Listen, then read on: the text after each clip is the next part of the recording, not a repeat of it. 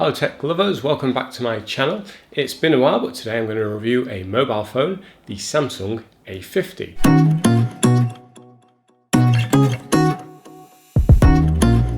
It's got a great design. I'm loving the USB-C and 3.5 jack for those who like to use wired headphones or microphones.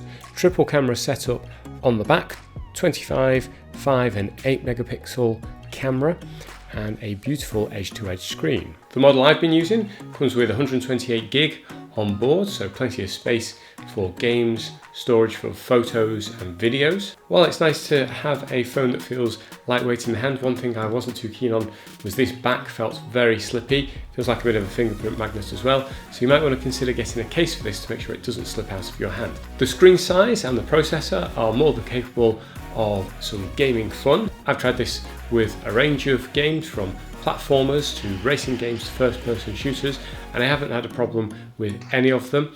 The speaker is on the bottom, which means you may end up covering it with your hand if you're using this in landscape, but games ran incredibly smoothly. The screen was very responsive, plenty of space to touch all the controls and still see what you're doing. So I've come to Lytham to test out the Samsung's camera. As you can see, it's a very beautiful day, nice and sunny, lots to see and snap. I've already been enjoying the hyperlapse function and the fact that the camera has a wide angle feature as well, so you're not just restricted to one look. So I'm just going to have a little wander around. Let's see how the stabilization does and how the microphone does as well, because I'm used to pretty good stabilization with the OnePlus 6, and in the background is that shaking. I'll be very interested to see. Hold it further out. Can you still hear me clearly? How good is the microphone? So talking of the OnePlus 6, let's just do a quick comparison. Which one do you think looks and sounds best? So is it the one on the left? How stable is that? How good is the audio? Or the one on the right? How good's the audio and video? How good's the stability? The one on the left is the OnePlus 6. The one on the right is the Samsung. Adaptive brightness is off. Screen at full brightness. It's still very difficult to see. Photo and video, both excellent on this camera, and it's got a few tricks up its sleeve, such as slow motion.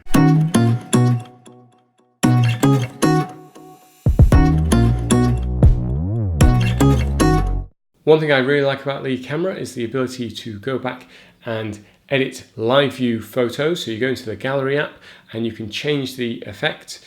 There's a range of effects to choose from. You have the standard blurry background, you have spin background, you have a zoom feature, and probably my favorite is the color point. The camera does a really good job of knowing who the subject is and taking the color out from behind the subject, and it makes a really impressive photo. I really like that feature. The only thing that really annoyed me about this phone was the in-screen fingerprint scanner. This is the first time I've used one of these. I was quite excited to try it out, but I found it was quite slow and unresponsive, even though I'd reprogrammed my fingerprint a couple of times.